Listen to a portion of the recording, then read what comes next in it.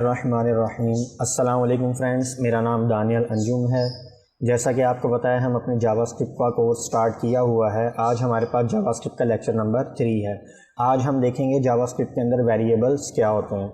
Variables वैसे तो किसी भी प्रोग्रामिंग लैंग्वेज में मौजूद होते हैं जो आपके पास डाटा को स्टोर करने के लिए इस्तेमाल होते हैं, और या फिर उस पर अगर हमने फर्दर कैलकुलेशन परफॉर्म करनी हो तो हम अपने डाटा को वेरिएबल्स में स्टोर कर लेते हैं, और फिर जहाँ पर हमें ज़रूरत होती है हम उन्हें इस्तेमाल कर लेते हैं।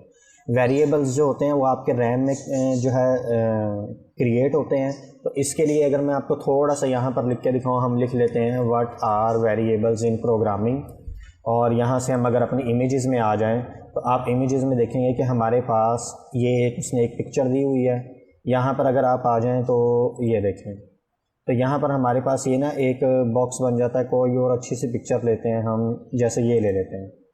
आप इसके अंदर ये वाली पिक्चर अगर आप देखेंगे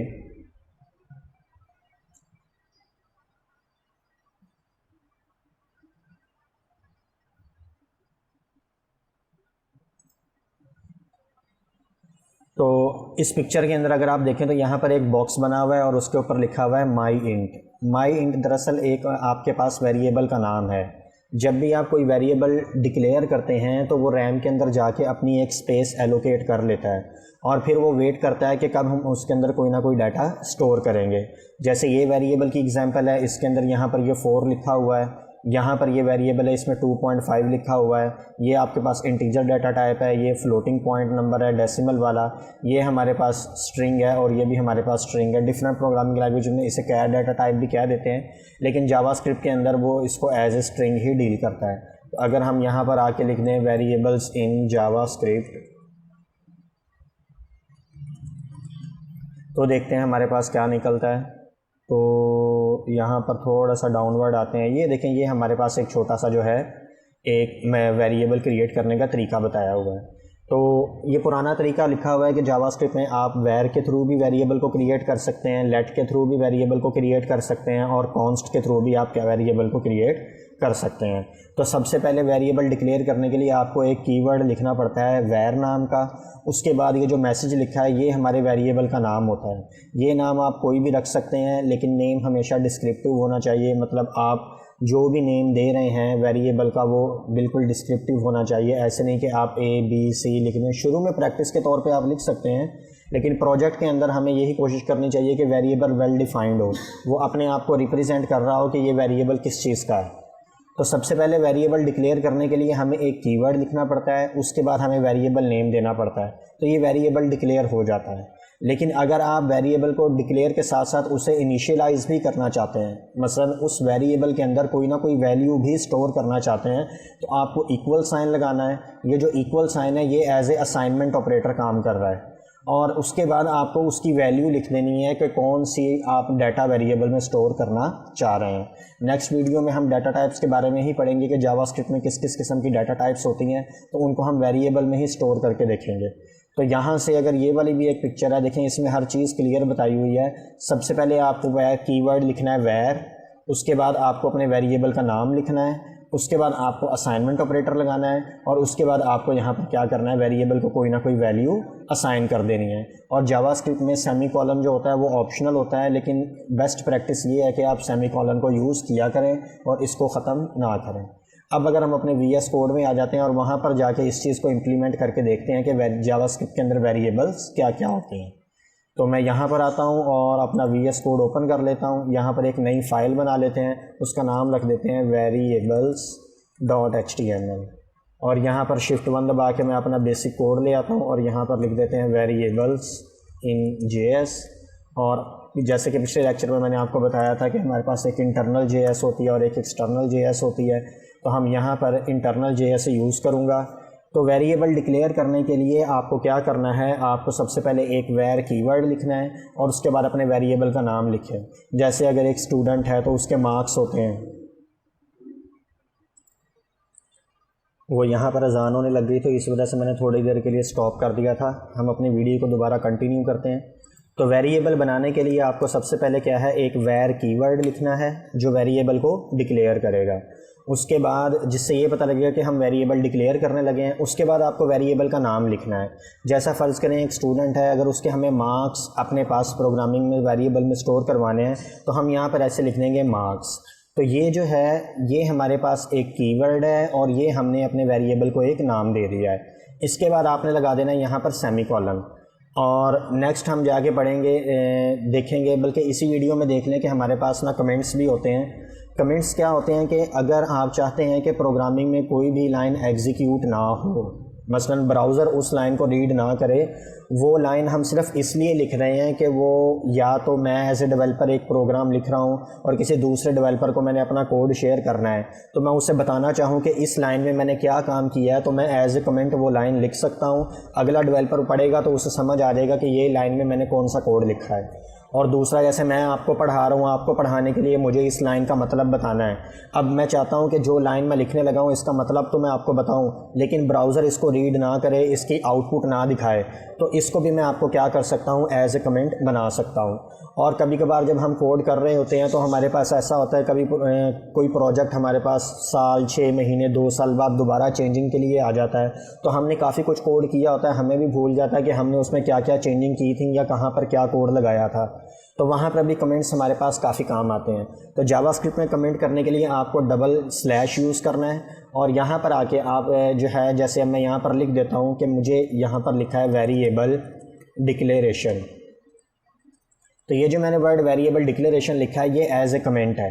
कंपाइलर यानी कि जे अब ब्राउज़र जब ये प्रोग्राम को रीड करेगा तो वो यहाँ पर आएगा, वो इस लाइन को तो पढ़ेगा और इसको वो एग्जीक्यूट भी कर देगा, लेकिन इन अलामत की वजह से आके वो समझ जाएगा कि ये क्या है, यहाँ पर कमेंट्स हैं, इससे मुझे कोई लेना देना नहीं है, ये उसने अपनी नाउ हाउ के लिए, अपनी अंडरस्टैंडिंग के लिए डेवलपर ने लिखे हैं। तो जो ये लाइन मैंने लिखी है, अब हम दोबारा अपने टॉपिक पे आते हैं। जो ये लाइन मैंने लिखी है, ये लाइन हमारे पास क्या कर रही है, एक वेरिएबल को डिक्लेयर कर देती है।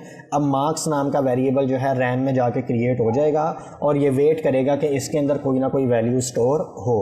तो मैं यहाँ पर आके दोबारा नीचे वाली लाइन में आऊँगा और मैं दोबारा अपने वेरिएबल का नाम लिखूँगा कि मार्क्स नाम का जो वेरिएबल क्रिएट हुआ है, इक्वल लगाऊंगा। ये जो इक्वल है ये मेरे पास असाइनमेंट ऑपरेटर है और इक्वल लगा के मैं ये कहूँगा कि इसमें यूज़र के मार्क्स स्टोर कर दो। फ़र्ज़ करो अगर 100 मार्क्स है तो 100 में से 90 मार्क्स उसने स्कोर किए हैं, तो हम कह देंगे कि मार्क्स नाम का जो वेरिएबल क्रिएट हुआ है उसके अंदर 90 वैल्यू को स्टोर कर दो।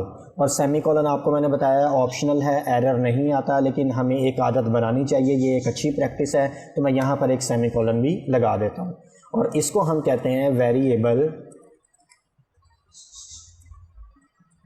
इनिशियलाइजेशन। तो ये जो ऊपर वाली लाइन मैंने लिखी है वो मेरे पास वेरिएबल डिक्लेयर हुआ है और ये जो लाइन लिखी है इसमें जो ऊपर वेरिएबल डिक्लेयर किया था मैंने कह दिया उसमें 90 वैल्यू को क्या कर दो, स्टोर कर दो। तो ये वेरिएबल हमारे पास क्या हो गया है, इनिशियलाइज हो गया है। अब इसको अगर हमें देखना है तो जावास्क्रिप्ट की आउटपुट जो है, जैसे मैंने आपको अभी लास्ट लेक्चर में बताया था कि हम अलर्ट, एक जावास्क्रिप्ट के अंदर फंक्शन होता है, उसकी हम मदद से हम कोई मैसेज शो करवा सकते हैं। तो यहाँ पर मैं यहाँ पर आके लिखूँगा अलर्ट और अलर्ट में मैं अपने वेरिएबल का नाम दे दूँगा और वेरिएबल का नाम दे के जैसे ही मैं जाता हूँ इस फाइल को कॉपी पाथ करके अपने ब्राउज़र पे जाके चलाते हैं तो देखें यहाँ पर आ रहा है दिस पेज सेज और यहाँ पर क्या आ गया 90। दरअसल ये जो मैंने वेरिएबल में वैल्यू स्टोर की थी वो मेरे पास आई है। अच्छा, यहाँ से आके मैं एक और वेरिएबल क्रिएट करता हूँ, मैं लिखता हूँ वैर और यहाँ पर आके मैं लिख देता हूँ नेम और नेम में अगर मैं अपना नाम लिख दूँ, अच्छा यहाँ पर मैंने क्या किया है, यहाँ पर एक तो मैंने देखें यहाँ पर जब मैंने 90 लिखा था तो मैंने ये डबल कोटेशन नहीं यूज़ की, लेकिन जब मैंने नीचे वाली लाइन पे आया तो मैंने डबल कोटेशन यूज़ कर ली। असल में ये डाटा टाइप चेंज हुई है। नेक्स्ट लेक्चर में हम जाके देखेंगे कि डाटा टाइप्स कौन कौन सी होती हैं, किस किस तरह की होती हैं, उसके बारे में हम मज़ीद डिटेल में पढ़ेंगे। और दूसरी बात ये कि आपको ये डिफरेंस नज़र आएगा, यहाँ मैंने 2 लाइनों में लिखा है, यहाँ मैंने सिंगल लाइन में लिख दिया है। तो जावास्क्रिप्ट के अंदर आप क्या कर सकते हैं, जो चीज़ ये काम आप 2 लाइनों में कर रहे हैं, अगर इनिशियली आपको उस वैल्यू का पता है कि इसमें कौन सी वैल्यू आनी है या मैंने क्या वैल्यू स्टोर करनी है, तो वेरिएबल को डिक्लेयर करते ही आप यहाँ पर अपना जो है इक्वल साइन लगाएं जो कि असाइनमेंट ऑपरेटर है और आगे जो भी वेरिएबल में आप डाटा स्टोर करना चाहते हैं, वैल्यू स्टोर करना चाहते हैं, वो वैल्यू आप लिख दें, तो ये भी हमारे पास क्या है, एक ही लाइन में वेरिएबल डिक्लेयर भी हो जाता है और वेरिएबल इनिशियलाइज भी हो जाता है। यानी अगर मैं यहाँ पर कमेंट करूँ तो ये हुआ है variable declaration as well as initialization. तो एक ही लाइन में मेरे पास क्या हुआ, वेरिएबल डिक्लेयर भी हो गया और इनिशियलाइज भी हो गया। मैं यहाँ पर आता हूँ, दोबारा एक अलर्ट फंक्शन यूज़ करता हूँ और यहाँ पर मैं लिख देता हूँ नेम। तो अब की बार आप देखेंगे हमें दो अलर्ट मिलेंगे, पहले हमें मार्क्स मिलेंगे 90 और दूसरी बार हमें क्या मिलेगा, वेरिएबल मिलेगा जो हमारे पास है, जिसके अंदर नेम और उसके अंदर वैल्यू स्टोर है, दानियाल अंजुम, ये हमें दिखेगा। अब अगर मैं आऊँ यहाँ से आके इसको रिफ़्रेश करूँ तो देखिए सबसे पहले हमारे पास 90 आया है और फिर हमारे पास दानियाल अंजुम आ गया है। तो यहाँ आपने देख लिया होगा, आपके पास ये एक 90 आ रहा है जो हमारे पास पहले वेरिएबल में स्टोर था और फिर दूसरी बार हमारे पास दानियाल अंजुम आ रहा है जो दूसरे वेरिएबल में स्टोर था।